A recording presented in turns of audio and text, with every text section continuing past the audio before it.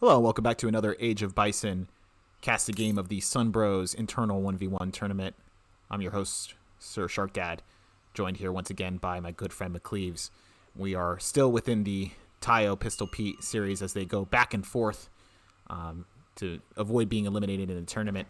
And so we have Tayo once again playing the United States. As you recall, he had lost against PistolPete's Russia play in the first game, and so that allows him to play the United States one more time. And then Tayo responded with a win as Sweden in the second game against PistolPete's Dutch. And so now PistolPete is playing grand old France. So, McLeese, what are you thinking about this matchup? And give us your thoughts about this map, which I believe is Alaska. It is Alaska, yes. These are not my main civs. Let's just put it that way. But I do believe that this is a very interesting, at least a very interesting map choice for these civs, because both of these civs are not really water civs, and you would expect some, the water on this map is pretty good. There's whales in the middle, fish on the side, and I wonder why this map was chosen, but very interesting nonetheless. On the matchup side, well, France likes to open cav, but they are very good with skirms as well. It's a very all-rounded civ. Yeah, I think right. I would slightly favor France in this matchup. Yeah, I would generally agree. Funny enough is that I actually main both of these civs. I keep saying that I play this civ, I main this civ, but I think I do play majority, at least right now, United States and France exclusively on the latter, mixing with some Haudenosaunee. And typically you would see maybe a trade post start from France early, but I prefer the market start, so I agree with that market start with the hunting dogs. I think that's a little bit of a better choice. I'd rather have the economic edge. It's not like you have the choice on this map. That's correct. Yeah, that's true. So we may see a standard 14-ville age up from France. That's typically how you want to see it. It's a little bit of action as France has taken 2 native scouts instead of just the one. He took that treasure just a bit earlier, and he's forcing the American general back. And then we should already see I believe the first shipment coming in already. So we know that he sent in the Courrier de Bois card. And so, okay, capitalism, Irish immigrants, interesting. So. Not exactly the same deck as last game. Not exactly the same deck, but I tend to anticipate that with capitalism that you expect an H2 play with regulars, and that may not be the worst choice into France, but also he could easily do an FF, go right into Skirm Falk combo, and he could be caught out.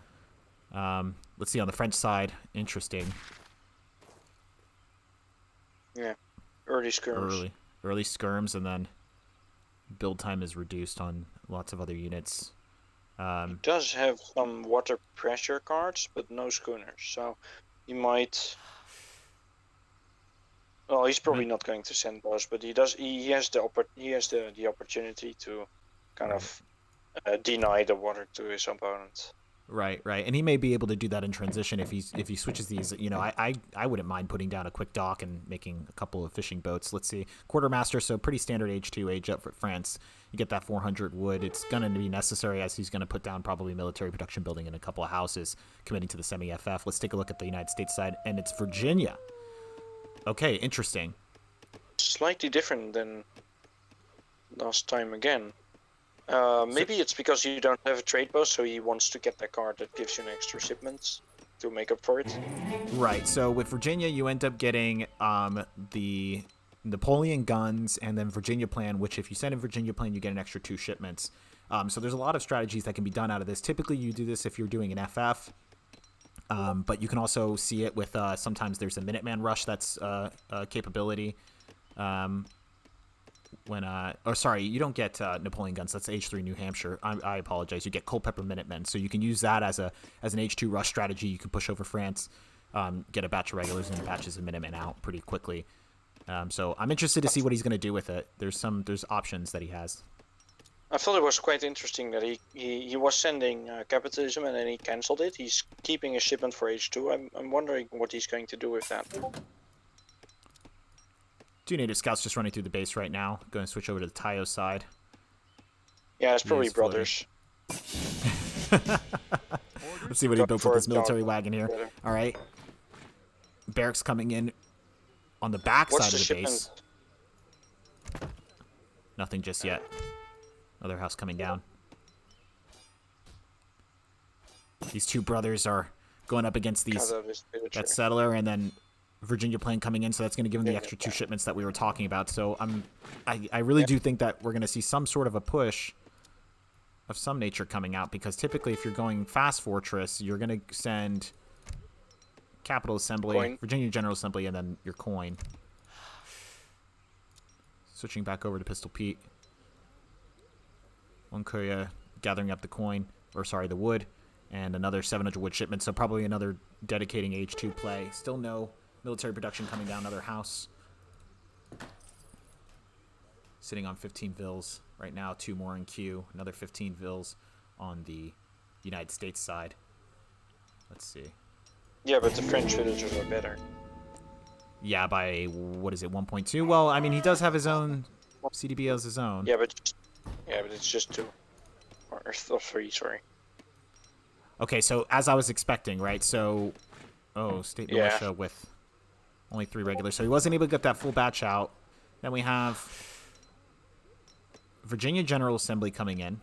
5 regulars, followed by Culpeper Minutemen. So it's stacked up on the shipments. Let's see if they all come in on time. So we're already coming up on the 6-minute mark. Let's see what... Oh, look, he's making crossbows. And the forward barracks as well. Did America scout those barracks? Let's see what he can see. He does not see that. Right Right here in the middle shade. Interesting. 10 crossbowmen coming in, which is a smart play, I think, on the part of PistolPete, because you're going to anticipate the heavy infantry regulars. Yeah. Now, regulars do well, but they're not going to do well against your cheap crossbow. He does have a couple of state militia, but more regulars He's just coming getting in. the CDB there with his crossbow. Yep, there smart. It goes. Gonna pull that back. He can win this trade pretty easily. There you go. I'd pull these guys back if I were him. There you go. Yeah, Pete got some decent, did some decent damage. Oh, those 2 micro getting stuck behind the market. And look at that pathing. Yeah, the pathing is awful, especially around mines and buildings in general. But Minuteman pop coming in here, buffing up that mass, and these guys are so deadly. Even with the decaying health, they only go down to half health and still have 26 range attack, and so they're with a 20% range resistance, so they're going to trade pretty well. They can tank these shots. Yes. Yeah, they don't get countered, so it's pretty bad for. This was pretty bad for France. I'm not sure how familiar he is with the strength of these Minutemen. And it's so difficult because then you can say, well, just make Hussar, and you can just counter it. But the thing is, he's got those regulars. But look at the amount of them as well. The amount of Minutemen there, it's pretty crazy. It's like 3 batches or so. Now, granted, he still just has this 1 push. I don't know exactly what Tayo has really behind this. Just a couple more regulars coming in. If he can deal with these Minutemen, then that would be pretty much it. Now he's coming up right up against it. Barrels just basically touching his opponent. Oh. And there you go, the full wipe. That was really painful. I don't know if I would commit to these crossbows, but I mean, he has to do something. He's got a huge crate of wood here. He could definitely switch to the Hussar if he wants to. I'm pretty sure this was not at all what he anticipated. Statehood coming in. That's going to give him a fast age up when he so chooses. Maybe he's just trying to slow down this mass, but these Minutemen, there's so many of them. He's single targeting these regulars, which is probably the best play that you're going to get out of it.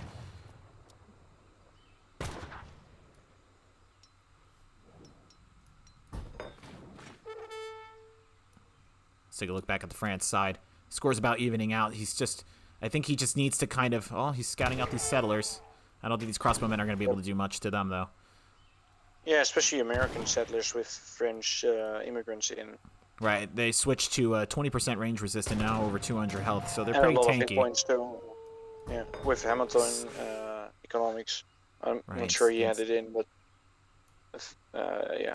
Really tanky villagers. He did send in Hamiltonian, and 700 wood's now coming in, and economy is now at 20 settlers. compared to his 21. So the French economy is still superior to this. So, I'm really wondering. Villagers. Lots of villagers and sending even more. I really would. Yeah, exactly. I would get that stable down, see what you can do. I definitely think he overcommitted a little bit on that USA army. I wonder how familiar he is with the USA ship. Yeah, I do think he probably could have transitioned to the FF once, but I think the double racks was probably already too greedy to begin with, and then he's still just continuing to do crossbows. But I mean, if he can't take out the mass, then that's it. But it's just going to be incredibly difficult for him to do so. And then if we're looking over at the US side, I think at some point he's going to be going over for the transition to H3, just because he's just kind of already delayed the French economy, in the sense of he's already had him commit to making so many crossbowmen. Now all he has is. I do think the idea from the France player is pretty logical, because he did beat the USA with a very strong H2 pressure in the last game, and this time he probably thought that he could do the same thing. Right.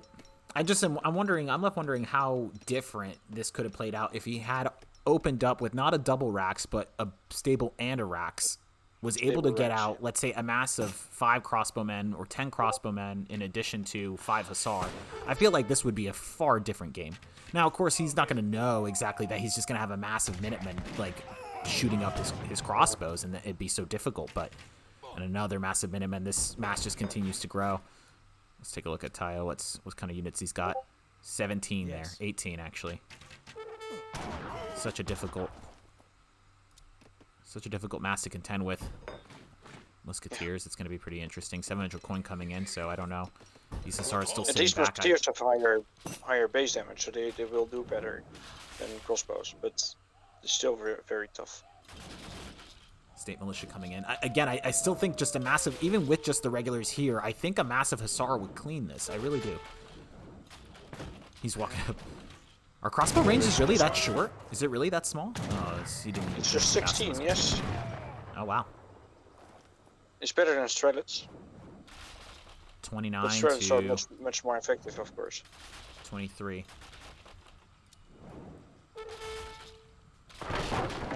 One of the racks going down here. Stars still sitting back. 10 of them now. Yeah, 10 stars. That's even more stables now coming out, committing it once again. I think another issue that maybe PistolPete was having in his gameplay that we saw, I think, in the last game with his Dutch, is that, just really committing to the H2 and not really exactly having an idea of when to transition. Now, the United States is starting to take off a little bit more here as he's starting to mass a little bit more. Well, he's starting to age. Yeah, and he's going to get that age up now soon with the coin coming in, and he's got the resources for it. So, and this mass has just gotten massive. He's done quite a bit of damage to PistolPete by making him overcommit. But we'll see if these Hussar will be enough. There's no... Yeah. Interesting. Also, Pete is housed right now, so he missed a batch of Hussar because of that. Or perhaps if he actually sent to the Team Bonaparte card, maybe that would have ended up a little bit different. I don't know. I don't think skirms are particularly great against Minutemen. Right. Because they still do their damage based on the modifier, which is not what you want. He's charging right into this massive, and these regulars are going to get stuck in, and we'll see what happens here. That's an interesting fight. It's a little bit disappointing for France, I think. He does have more Hussar coming out, so if that pop comes out, then he may clean this up, but on the United States and it's a huge Hussar bump. But he's sending crossbow behind it, and instead of getting something to H. New Hampshire coming in, so that's going to give him the factory and the Napoleon guns like I was discussing earlier. That's going to be a problem for Pete here, because more crossbow, like you said, a crossbow shipment. Yeah, I don't really agree with that, but well, he did beat the USA Army this time, though. The Hussars were a right call in that sense. Scores are now evened out. PistolPete slightly pulling ahead, but here we go. We have that 54th Massachusetts Volunteer. That's a good card. It does cost a bit of food, but it's good because it gives you basically free veteran upgrades for all your your infantry units, and all he has to do now Especially at this point is just switch to. Oh yeah, exactly. Just switching back to regulars. That's going to be it. I mean, if he can get some good raids here, kind of now he needs to try to dictate the pace of the game, in my opinion. So I think taking out this barracks would be huge. Oh, huge raid here. Oh. I would be trying to take down these barracks, though. You don't want to get that military production up on the United States side. You need to kill that settler. Definitely.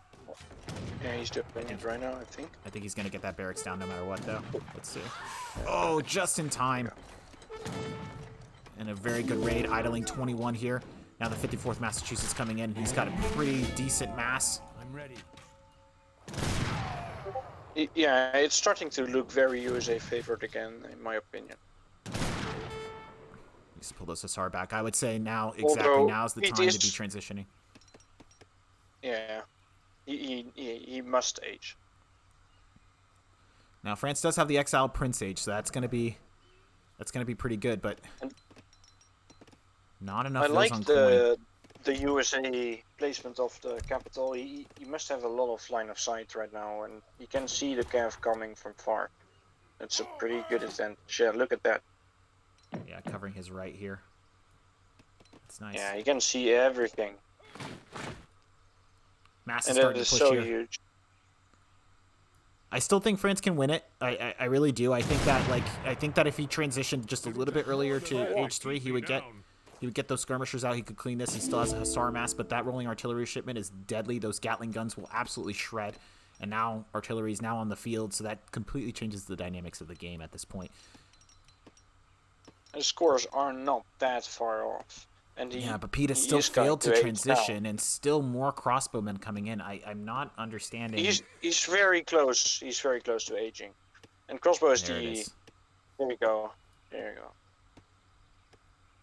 The crossbow is the only unit he could train without really delaying his age, so it makes sense. Once again, a really late age up coming in from France, just dedicating way too much to that age 2 play. 15 minutes now into the game. 25 Vils to 34. So France has a clear economic edge, and that's probably what's contributing to this score being about the same, but A huge economic edge, actually, considering the villagers' quality as well. But I always find that as the United States, I tend to be lagging behind economically until late game, and really it's the military that shines, and I think at this point he's going to really struggle holding this mass with the artillery there. And this mass of regulars is going to absolutely shred. They're veteran upgrades, so these Hussar are not going to really have a chance. Except if he gets his 2 Falcons quickly. No, but that's going to be tough because he doesn't have to. Yeah. One CDB going down pretty much instantly. Second CDB coming down. Second one. And ooh, these crossbows. Nice. Pulls them back just in time. It's looking tough though. He could train 5 more Hussars. He's got the resources. But this is something we saw in the last game as well. He does float quite some resources, and his macro is a little bit.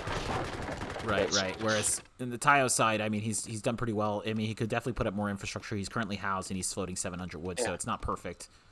But well, he could. He's age 3. He could get a town center wagon and call it a day. Yeah, that capital assembly building gives so many options for the United States, but I don't know exactly what he's going to do. I mean, he, honestly, at this critical mass.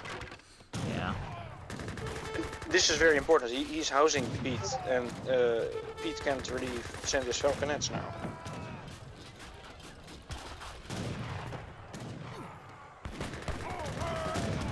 He's got a lot of resources. He could almost age again, or he could age again, or 2. I mean, just get 2 houses. But oh my gosh, and the Hussar just suiciding right into this mass, and all the regulars have to do is just basically form a square. He's not going to get in there, and that's just it's a huge resource sink. And this is horrible. Getting popped was so big, I think, and then just suiciding the army. This has to be GG. And the GG is being called right there again by PistolPete, and with that, Pete is eliminated from the tournament, and Tayo is able to move on to the next round. So, what do you think, McCleaves? I'm slightly disappointed. I think France had a clear opportunity to actually keep up. He had a very large economic edge, so he just needed to survive.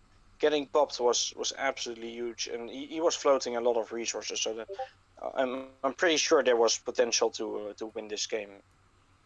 Oh, most definitely. Most definitely. I completely agree. And I feel like if if I go back and watch this video and see this recording, I'm probably saying stable, make Hussar. You know, you see that Minuteman push.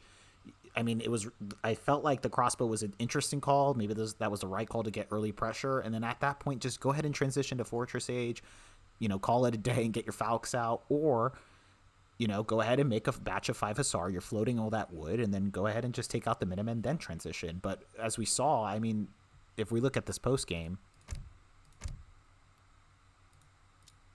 He just made more crossbows, basically. The wipe, though, the army wipe there, that was quite good. When he got all the Hussars onto the Minutemen, that was a very strong, a very good fight for France. Sure, But I just he wish recovered. I just wish that came around the 9 to 10 minute mark rather than the around the 12, Yeah. you know, 13-minute mark.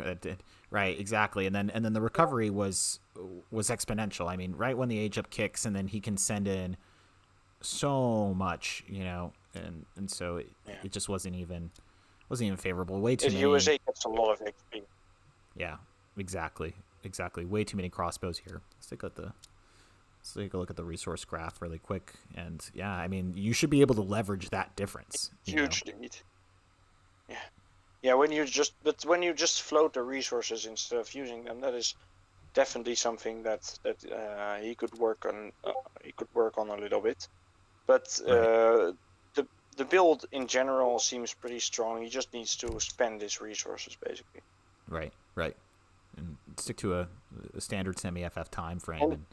And I also wonder, as I already said, but I wonder how familiar he is with the USA, and does he really know how to beat a mass of Minutemen? You know, did he know that Hussars? He obviously found it out, but did he know that Hussars would have been a better call? What is your command? And could he have switched to Hussars earlier in that case? You know, that's a question for this game. Right.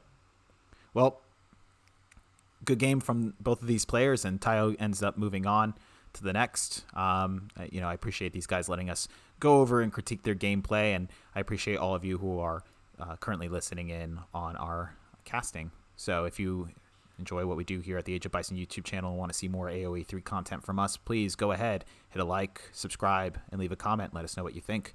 We really appreciate you guys listening in, and we will see you in the next game.